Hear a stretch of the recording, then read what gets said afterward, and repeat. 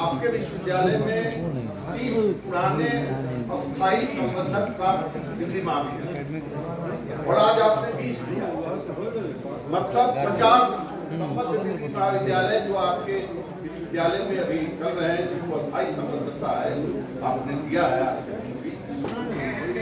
पद सृजन का कोई प्रावधान आप किए तो पढ़ाई कैसे हो?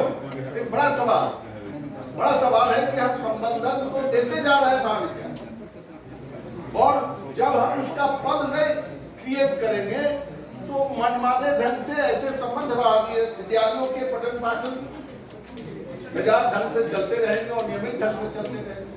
वह केवल एक वोट डालकर भी महाविद्यालय को चला सकता है। और चूंकि अध्यक्ष जी, चूंकि सरकार ने ऐसे वित्त रहित शिक्षण संस्थानों के पद सृजन के अधिकार आपको दिए, आपको ही दिए, इसलिए विश्वविद्यालय इसके लिए अधिकृत है। तो ऐसे जितने अभी 50 अस्थायी संबद्धता महाविद्यालय आज के बाद हो जाएंगे इस महाविद्यालय के अंतर्गत, इस विश्वविद्यालय के अंतर्गत बात कर रहे हैं लगभग, तो सबों के पद सृजन की भी प्रक्रिया विषयवार सरकारवार होना चाहिए। एक बात। दूसरी बात, सभापति महोदय, मैं ये भी कहना चाहूंगा कि यूजीसी की एक चिट्ठी है 2019, और आपको पता होगा हमने लिखकर भी दिया था। यूजीसी के पत्रांक F25/2018 दिनांक 20/1/19, जिसमें यूजीसी ने कहा है कि आपके विश्वविद्यालय या महाविद्यालय में जितने स्वीकृत पद हैं उससे 20% अधिक शिक्षकों, गेस्ट टीचर शिक्षकों की नियुक्ति करता है। जो शिक्षकों आप तो 4 ईयर डिग्री कोर्स, विषय बढ़ गए, शिक्षक की आवश्यकता बढ़ गई, और बिहार सरकार ने पिछले दिनों 2012 में रेशनलाइजेशन के माध्यम से डिग्री महाविद्यालयों में सीटों को घटा दिया।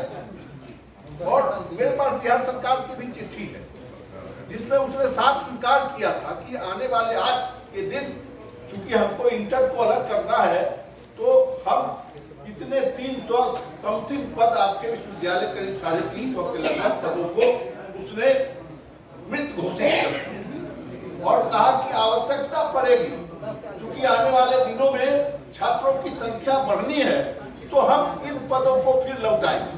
हम समझते हैं कि 2 बातें विश्वविद्यालय को अपने स्तर पर ध्यान देना चाहिए कि सरकार से वह 350 के लगभग पद जो मृत प्राय हो गए हैं, सरकार ने स्वीकार किया है, उसको वापस मांगे और 20% सीट वृद्धि की मांग बिहार विश्वविद्यालय सरकार से करेगी, तब तो फिर हम लोग भी दिलाने का प्रयास करेंगे।